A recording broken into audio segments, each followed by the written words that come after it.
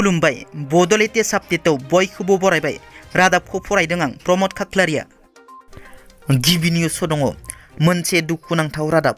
एबसुनि बारग' आफादगिरि आथिखालनि राज्य सभानि एमपि रोनग्रा नार्जारी बिथांनि बिमा 82 बोसोर बैसोनि सावथि नार्जारीया दिनै फुंनि 3 रिंगासो समाव बे बुहुमखौ अराय समनि थाखाय नागारलाङो। बिथांनि रुंसारि जानाय खौरांखौ मोननानै मिरु एबसुनि गाहाय नेहाथारि खनीन्द्र बसुमतारीनि दैदेननायाव लोगो आफादगिरि खोरोमदाव वारिजों लोगोसे मिरु आफादनि मोनसे हानजाया खौरां लाहैनायजों लोगोसे जोबथा बिदाय होयो। आसाम मेघालय सिमना ओनसोलाव फिन दुंहाव थासारि सोमजिदों। आसामनि कार्बि आंलं आरो मेघालय सीमायाव दुंहाव थासारि सोमजिनाय जाथायाव सासे हमगार्डजों लोगोसे 4 सुबुंनि जिउ खहा जायो। सोनाब कार्बि आंलं आरो मेघालयनि गेजेराव गुलि गावलायनाय जाथाय सोमजियो। बे जाथायाव सासे हमगार्ड आरो 4 सुबुंफोरनि जायगायावनो जिउ गोमायो। जाथायाव जिउ गोमानाय हमगार्डनि मुंखौ बिद्यासिं लेक्टे होननानै मिथिनो मोननाय जादों।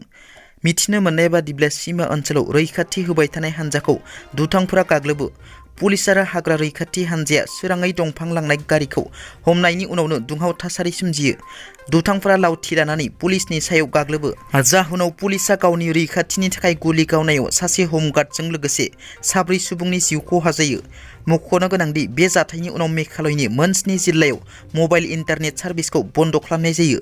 48 घन्टानि थाखाय मेघालयनि मोन 7 जिल्लायाव मबाइल इन्टारनेट सार्भिसखौ बन्द खालामनाय जायो।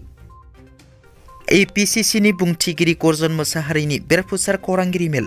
बावैसो सान सिगां हाग्रामा महिलारि बिथाङा आरएसएसनि आथिं हमनानै खुलुमनाय आरो मोनथाम पेज गोनां हम मिनिस्ट्रिनो लाइजाम हरनायनि सायाव गर्जन मोसाहारिनि बिबुंथि। हाग्रामा महिलारि एबा बिपिपआ मोनसे रेखाजों खारबाय थादों एबा नस्त ग्रहजों सोलिबाय थादों।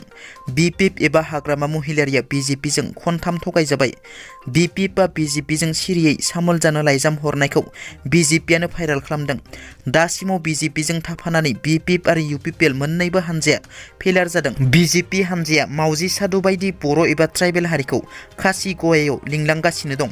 हाग्रामा महिलारिनि हिन्दु खृष्टानखौ लानानै राजखान्थि गेलेनो नाजानाया रावबो राजखान्थि दोलोआ मुलाम्फा जानाय नङा।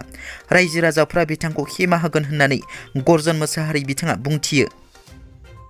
क'क्राझार जिल्लानि सिङाव थानाय गसाइगाव महकुमानि कासियाबारि आर'नाइ गेलेग्रा फोथाराव हिन्जावसाफोरनि जोलुर बादायलायनायाव बर'नि मुंदांखा इउटिउबार फावखुंग्रि गेमस्रि दैमारिखौ हांख्रायनानै लाबोयो। बे जोलुर बादायलायनायाव गेमस्रि दैमारिया बाहागो लानानै बिबुंथि लाखिनानै बुङोदि आं बिसायाव आर'जलाइ होना दोनदों।